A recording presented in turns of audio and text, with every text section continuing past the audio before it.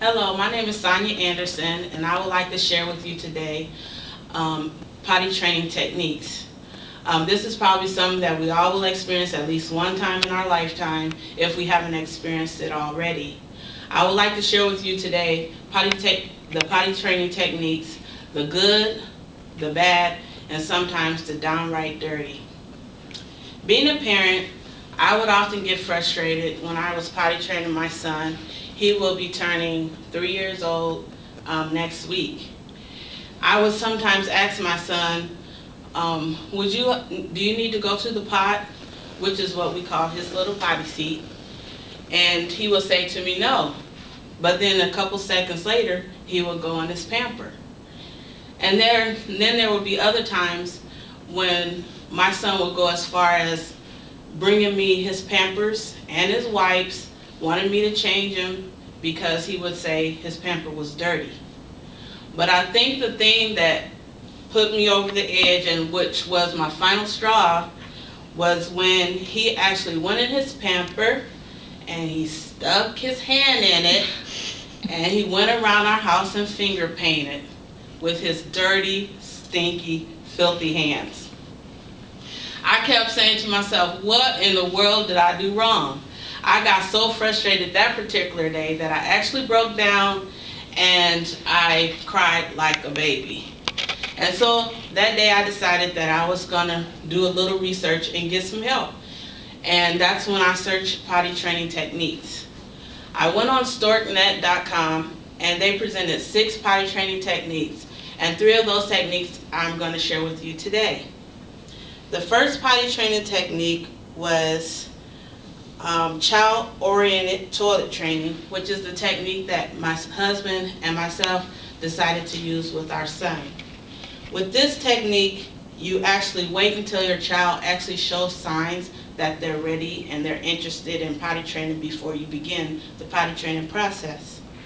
Well, as your child continues to grow, their personality does as well. Some children are easygoing and they go with the flow, and other children are like my son, more stubborn and like to take things at their own pace. And so with the child-oriented toilet training, we saw that our son was interested in potty training because he began to follow his father into the restroom. So what we did is went to Toys R Us and we purchased this particular potty seat because I wanted something that looked pretty similar to the real seat because I thought it would help transition a little bit better. And this potty seat actually had a lot of bells and whistles as well. It clicks as you flush, and it also has an area on here where he could actually put his own roll of tissue paper, and if he left some surprise inside, it would actually give him some music and some encouragement. So after time, my son, one day my husband and I were actually watching TV, and our son said, "Mommy, Daddy, I did it." So we ran into the restroom to see what was going on, and he had actually went on his own and went into the pot. And from that time on, the transition started getting better and better. So this technique actually worked because previously we were actually forcing him to go sit on the pot when he didn't want to. He would cry, "I don't need to go," and things like that. But when we let him go at his own pace, as this technique described, then he started going on his own at his own pace.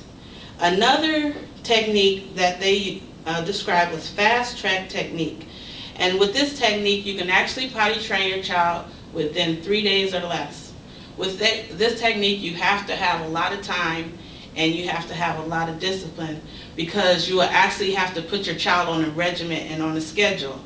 Some parents that chose this technique have actually set timers, and every 45 minutes to an hour they would take their child to use the pot even if they didn't feel like they needed to.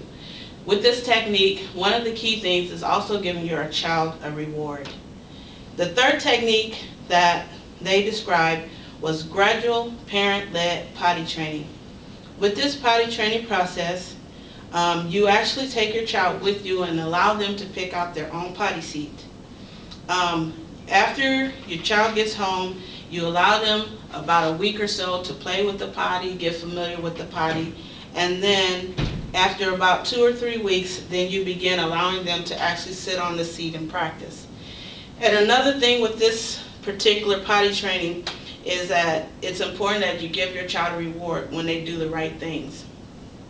There are other potty training tools out there and available for parents if their child actually have any setbacks or any accidents. One of those tools that we decided to use also as parents was this animal potty training book. And it gives them a little bit of story that they can sit there and read when they're on the pot to kind of keep them encouraged and understand the reason they're there. And the second is a potty training video. And this potty training video has music and it has children, and it kind of is a coach to help the children also with their potty training. In conclusion, potty training is a journey that is not easy, and like I said, you will have some setbacks and your child may have accidents, but you have to continue to be encouraged because there are techniques out there that can help you. Don't punish your child when they have a setback or an accident because it can hinder their progress. What you need to do is make sure potty training is pleasant and painless and focus on your child's successes. Give them plenty of hugs, kisses, rewards, and praise, and this will lead to the successful end of your child's potty training days. Thank you.